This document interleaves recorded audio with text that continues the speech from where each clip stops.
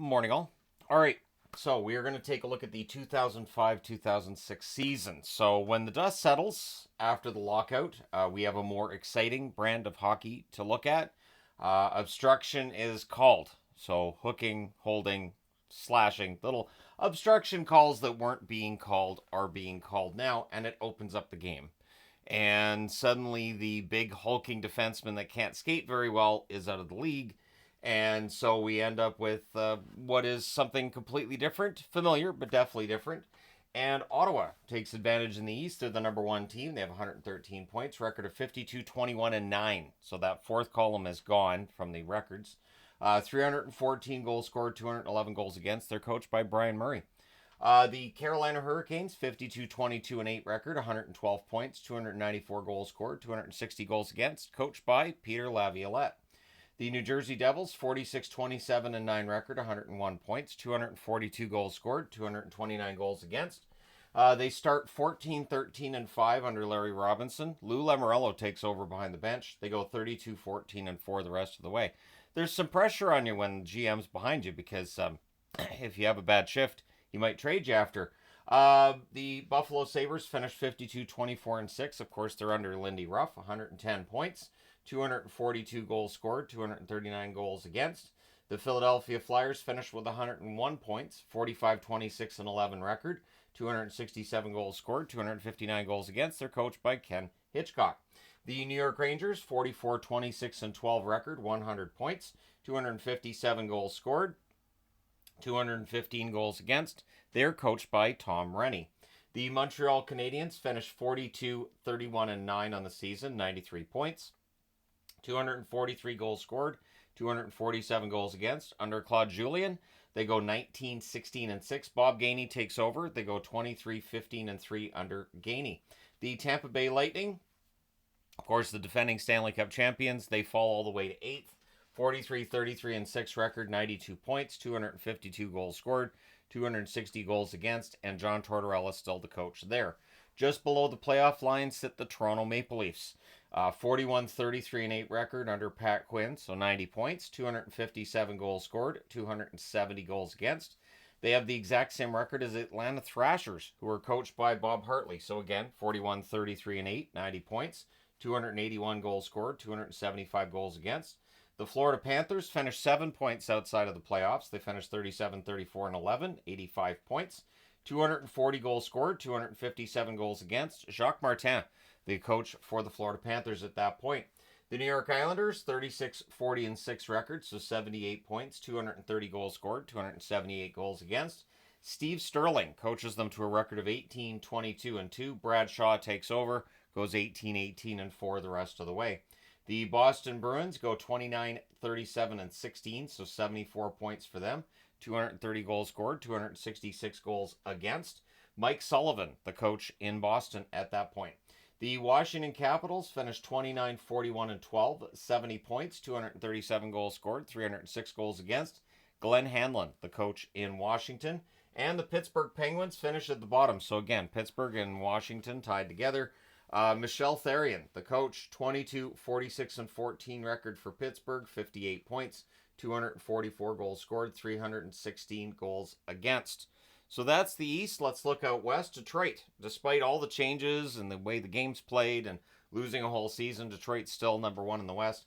124 points, record of 58, 16, and 8, 305 goals scored, 209 goals against. They're coached by Mike Babcock. The Dallas Stars finished second, 53, 23, and 6 record for 112 points, 265 goals scored, 218 goals against. They're coached by Dave Tippett. The Calgary Flames finished 46, 25, and 11, 103 points under Daryl Sutter. 218 goals scored, 200 goals against. The Nashville Predators, 49, 25, and 8, 106 points, 259 goals scored, 227 goals against. Again, they are coached by Barry Trotz. The San Jose Sharks, 44, 27, and 11 record, 99 points, 266 goals scored, 242 goals against. They're coached by Ron Wilson. The Anaheim Ducks, 43, 27, and 12 record, 98 points, 254 goals scored, 229 goals against.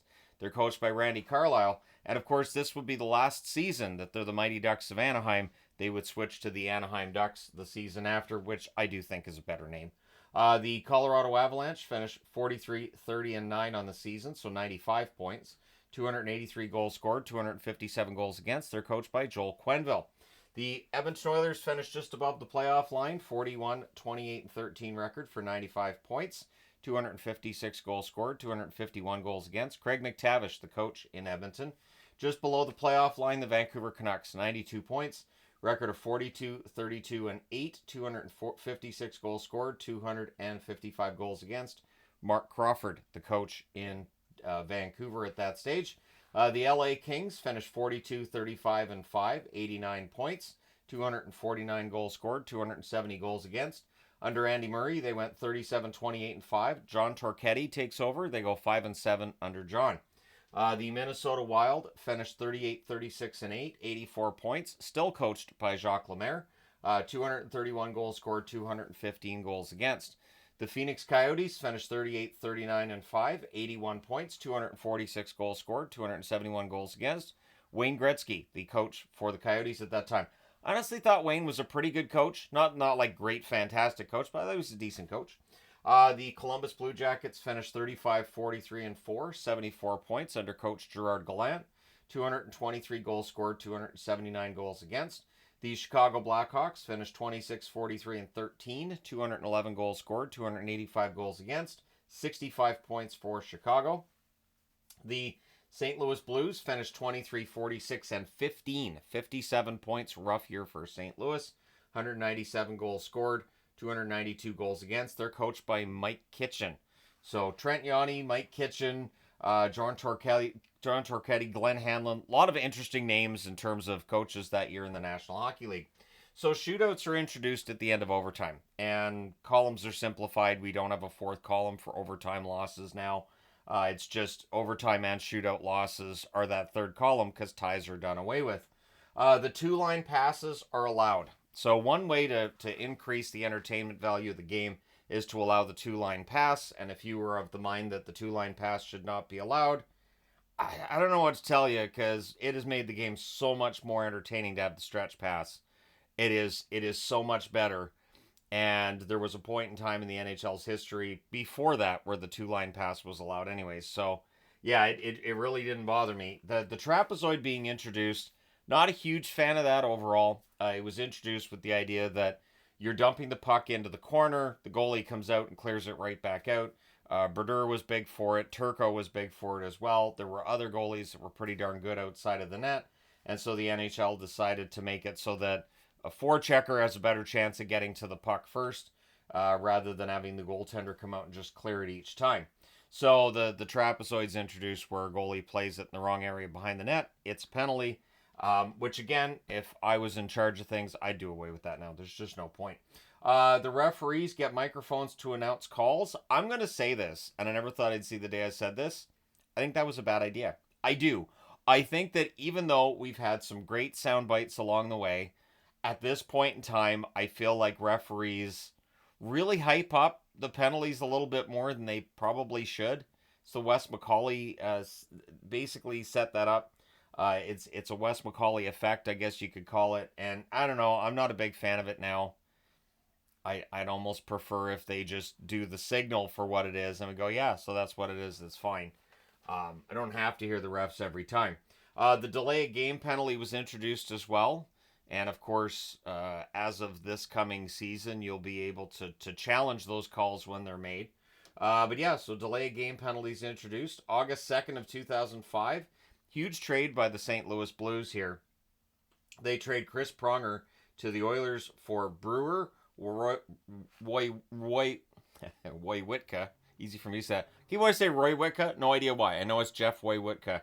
And then Doug Lynch as well. So this is a trade that kind of favors the Oilers a little bit because Chris Pronger, even though Brewer at the time was seen as a very good young defenseman, it's a move that favors the Oilers there.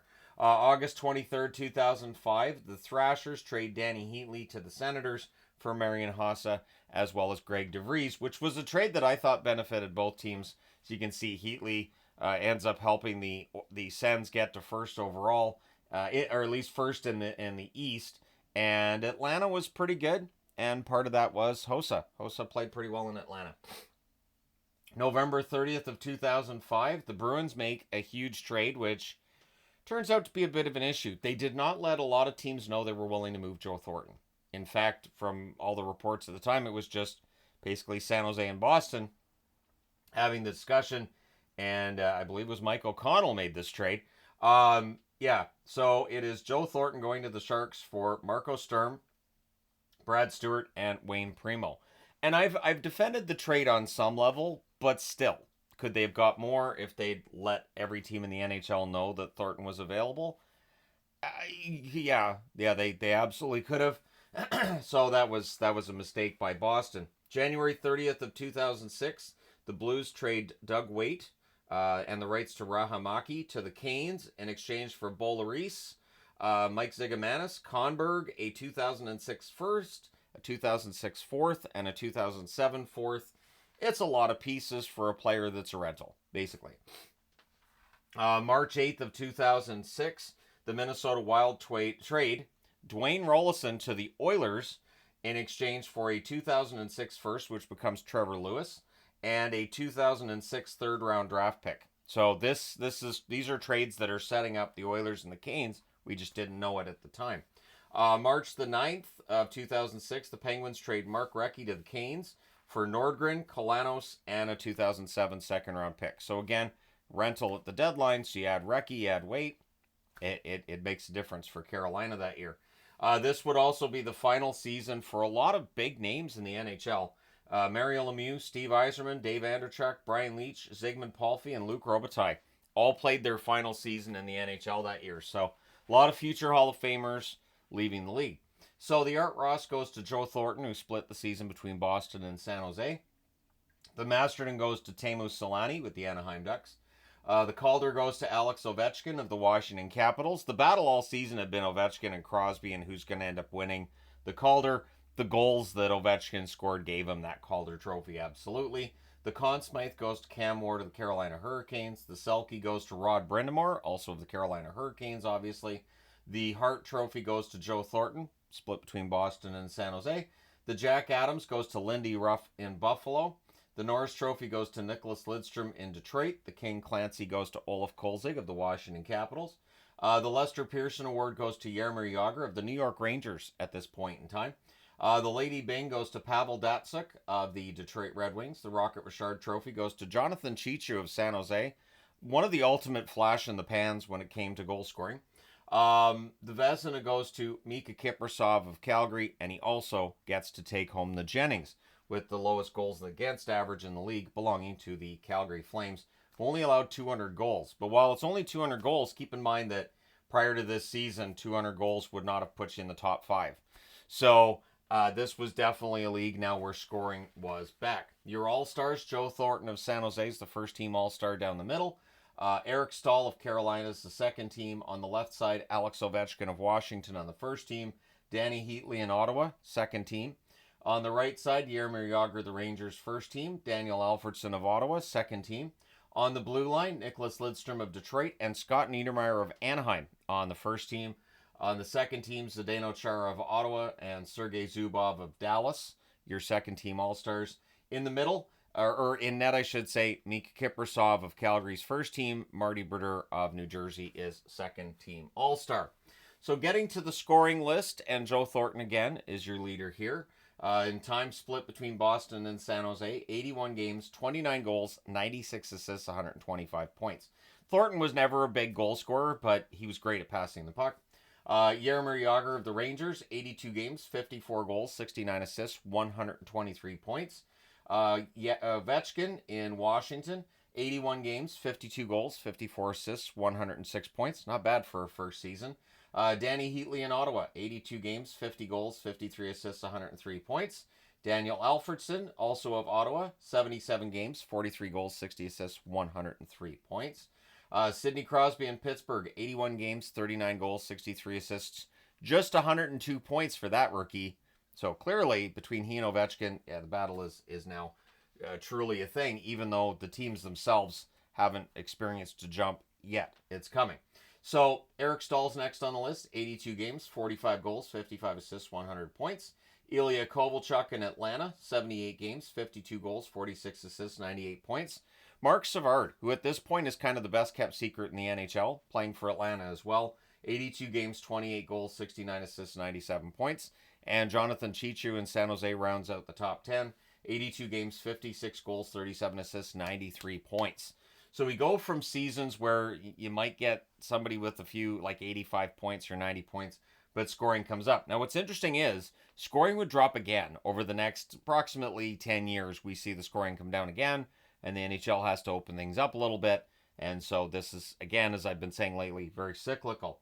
So in net, Marty Brodeur leads the way in wins for New Jersey. 43-23-7 record, 911 save percentage, 5 shutouts. Mika Kiprasov in Calgary, 42-20-11 record, 923 save percentage, and 10 shutouts. 10. Marty Turco in Dallas, 41-19-5 record, 898 save percentage, 3 shutouts. Martin Gerber in Carolina finishes 38-14-6, 906 save percentage, 3 shutouts. And Manny Legacy in Detroit, 37-8-3 record, 915 save percentage, 7 shutouts. So what's interesting is the top 5 wins producers that year in the NHL, all of their first names start with M. One of those odd things. Does your name start with M? Then you're a very good goaltender. Does your name not start? Well, then sorry. So we get to the playoffs. The conference quarterfinals, San Jose knocks off Nashville 4-1. Anaheim knocks off Calgary 4-3, so a bit of an upset there. Colorado knocks off Dallas 4-1, so that could have been seen as an upset of sorts. Edmonton beats Detroit 4-2, definite upset there. In that the Oilers finished the season 29 points behind Detroit. One of those things where if Detroit had played Vancouver in the first round, they might have got out of the first round, but Edmonton played pretty well as underdogs at times during this era. In the East, Buffalo beats Philadelphia 4-2. New Jersey sweeps the New York Rangers 4 straight.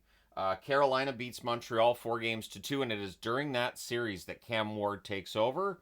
Gerber was a good, not great goaltender, and Ward was really in the zone when we got into the playoff. When he did get into the playoffs as the goalie of record. Ottawa beats Tampa Bay 4-1 in a matchup of the 1992 expansion teams. The conference semifinals, Anaheim sweeps Colorado 4 games straight, so strong run there for Anaheim. Edmonton beats San Jose 4-2. So Edmonton on an underdog streak, so are the Ducks. Out east, Carolina beats New Jersey 4-1. And Buffalo beats Ottawa 4-1. So you have 4, not necessarily unlikely if you're looking at the standings, but still a bit of a surprise to see Carolina, Buffalo, Edmonton, and Anaheim as the final 4 teams surviving for that 2006 Stanley Cup. In the one conference final between Edmonton and Anaheim, Edmonton wins both games in Anaheim, both of them by scores of 3-1. They then win at home 5-4 to go up 3-0. Anaheim answers with a 6-3 win, but then Edmonton goes to Anaheim, wins 2-1. They win the series in 5 games. On the other side, Buffalo beats Carolina in Carolina 3-2. Carolina then evens the series with a 4-3 win. Then Buffalo gets 2-1 series lead with a 4-3 win. Carolina answers with a 4-0 victory. Carolina wins at home 4-3 in overtime, which forces Buffalo to win, which they do also in overtime, 2-1, to force a Game 7, which Carolina wins at home 4-2. So exciting series. Edmonton waiting for the winner, and Carolina is the winner in 7. So in that Stanley Cup final, early on, Dwayne Rolison gets hurt, which is seen as kind of a turning point by many.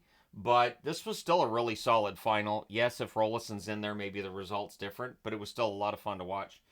Carolina wins the first game 5-4. They win the second game 5-0, and it looked like they were going to just run Edmonton out of this series. But Edmonton goes home. They win 2-1. Then they lose 2-1, so Carolina's up 3-1. Edmonton goes into Carolina, wins in overtime 4-3. Edmonton wins at home 4-0. They've got some momentum. They forced a Game 7 in a Stanley Cup final, and they lose 3-1 in Game 7. So Carolina survives the scare. They win in 7 games. They win that first and to this date only Stanley Cup in the Hurricanes' history. Eric Stahl had 2 goals and 6 assists in that final. Stillman had 2 goals and 5 assists. Recchi had 2 goals and 4 assists. And Cam Ward, a .920 save percentage. Again, he did win the Conn Smythe Trophy. On the other side, Fernando Pisani, who had himself a run, 5 goals and an assist in the final. Hemsky had 2 goals and 4 assists. Spacek had 5 assists. Markkanen had a 905 save percentage. I thought he played all right, considering the situation he'd been thrown into. Rolison had an 826 save percentage, very small amount of time before he got hurt there. And Conklin, only a 667 save percentage. So once Rolison got hurt, and of course he was the pickup for them at the deadline, it really did hurt the Edmonton Oilers' chances. But they still pushed it to 7. So there you go. Let me know your thoughts in the comment section below. As always, don't forget to hit like and subscribe in the event you haven't done so already. Thank you guys so much for all your support as always. I will talk to you again soon.